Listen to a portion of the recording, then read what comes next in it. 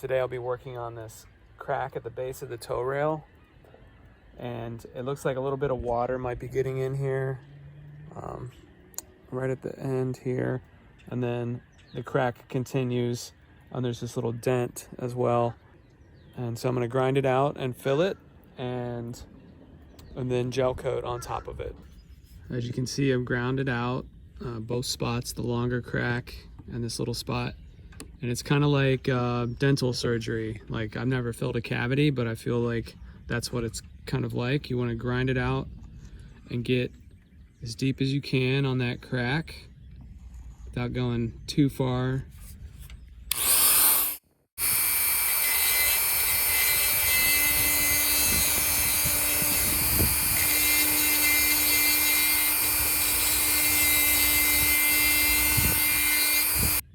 All right, so I really like to get in there, grind it out good. It's not too deep. It's maybe like 1/8 of an inch thick. So this is what I'll be filling it with. Gelcoat Formula 27 filler, and it cures in 20 minutes.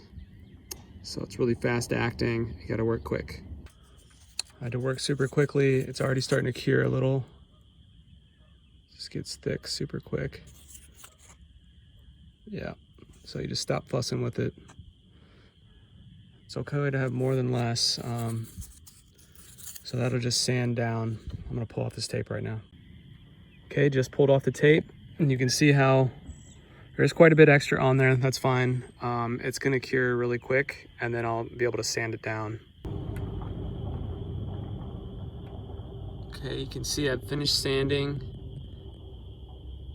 Okay, and I'm using Gelcoat, the one-step premium gel coat finish, and I'll stir that up as well.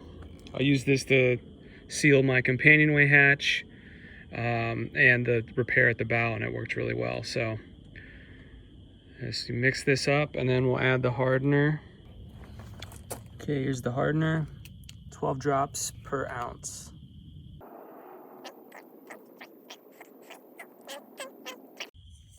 Now you can tint this and get it closer to your gel coat color, but I just use the white, and it just kind of feathers in, and it's not really that noticeable unless you're like right next to it, and especially on a small area.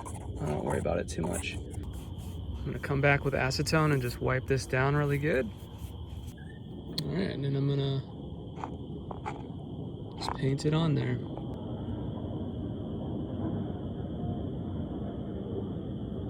As you can see, this gel coat goes on pretty thick, and I just like to feather the whole area and give it a little extra coverage.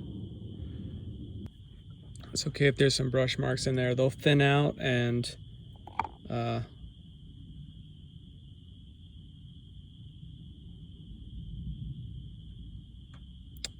when you sand it, that'll all disappear. All those brush marks will disappear. I like to get a nice thick initial coat. Sometimes you got to come back for a second round.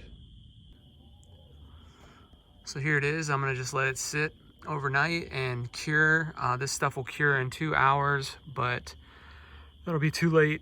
So I'll come back tomorrow. Here it is the next day. Definitely really thick, and it sagged a bit.